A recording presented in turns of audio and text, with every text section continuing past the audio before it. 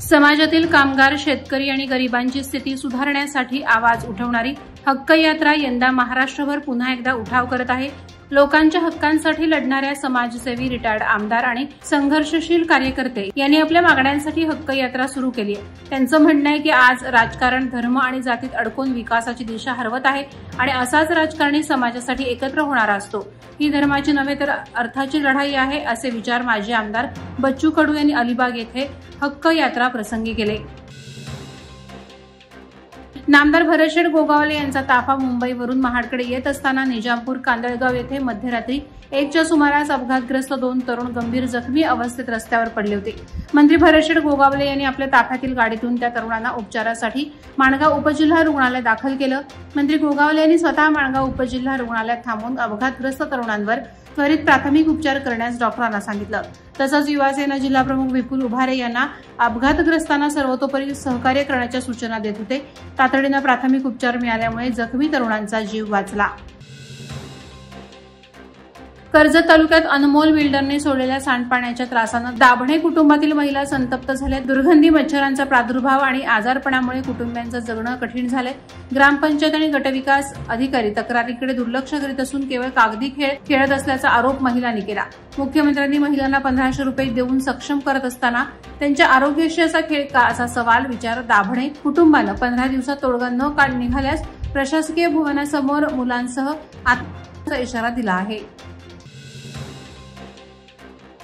Paid नगर परिषदेच्या 12 प्रभागातील 24 जागांसाठी आरक्षण सोडत प्रांत अधिकारी प्रवीण पवार यांच्या अध्यक्षतेखाली उत्साहात पार पडली। मुख्याधिकारी जीवन पाटील, नगर अभियंता सुहास कांबळे यांच्या उपस्थितीत आरक्षण जाहीर झालं। यापूर्वी नगराध्यक्ष पद महिलांसाठी खुल्या प्रवर्गात राखीव झाल्याने याकडे विशेष लक्ष होतं। अनुसूचित जाती सर्वसाधारण 1, अनुसूचित जमाती सर्वसाधारण 1, इतर मागास प्रवर्गातील 3 महिला राखीव आणि 3 सर्वसाधारण, तर खुल्या गटात 9 महिला राखीव आणि 7 सर्वसाधारण जागांचे प्रभागनिहाय आरक्षण जाहीर झालं। सोडतीनंतर महिलांचे वर्चस्व वाढेल अशी स्पर्धा रंगली आहे।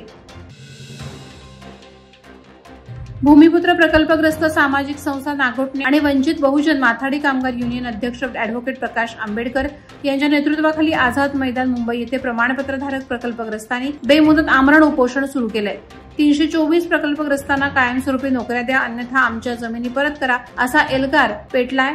जोपर्यंत रिलायन्स नागोठणे कंपनी प्रशासन नोकरीत रुजू होण्याचे कॉल लेटर देऊन कायमस्वरूपी नोकरीत सामावून घेत नाही तोपर्यंत उपोषण सुरूच राहणार, असा इशारा भूमिपुत्र प्रकल्पग्रस्त सामाजिक संस्था अध्यक्ष गंगाराम मनमिने आणि प्रकल्पग्रस्तांनी दिला आहे। राज्याच्या महावितरण, महानिर्मिती आणि महापारेषण कंपनीतील कर्मचाऱ्यांनी आजपासून 72 तासांच्या संपाला सुरुवात केली। अदानी, टोरेंटो सारख्या खासगी कंपन्यांना वीज वितरण परवाने देण्यास विरोध, महावितरणची पुनर्रचना, कामगार कपात, उपकेंद्रे आणि जलविद्युत केंद्रांचे खासगीकरण यासह अनेक निर्णयांच्या विरोधात कर्मचाऱ्यांनी आक्रमक भूमिका घेतली आहे। तसंच रिक्त पदे आरक्षणानंतर भरणे, कंत्राटी कर्मचाऱ्यांना कायम करणं, पेन्शन योजना लागू करणं आणि प्रलंबित पगारवाढ अंमलात आणण्याची मागणी त्यांनी केली। या संपामुळे वीज पुरवठ्यावर परिणाम होण्याची शक्यता आहे।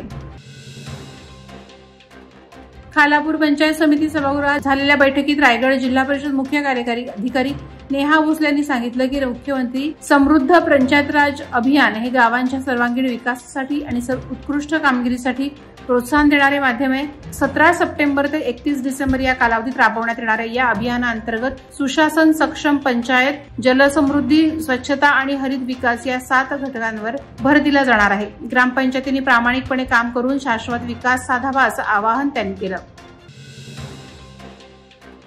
माणगाव तालुक्यातील शिरसाड ग्रामपंचायत हद्दीतील चाच गावात राजीव उच्च प्राथमिक शाळेतून 6 वर्ष सेवा बजावून बदली झालेले शिक्षक ध्यानेश्वर सुर्वे आणि शाळेत गेली 13 वर्ष सेवा बजावलेले सहाय्यक शिक्षक पांडुरंग काळे यांचा निरोप समारंभ आणि नवीन मुख्याध्यापक रत्नाकर महाळे आणि सहाय्यक शिक्षिका भावना कदम, सहाय्यक शिक्षिका पूनम निजापकर यांचा स्वागत समारंभ व्यवस्थापन समिती, चाच ग्रामस्थ आणि महिला मंडळ चाच यांच्याकडून करण्यात आला।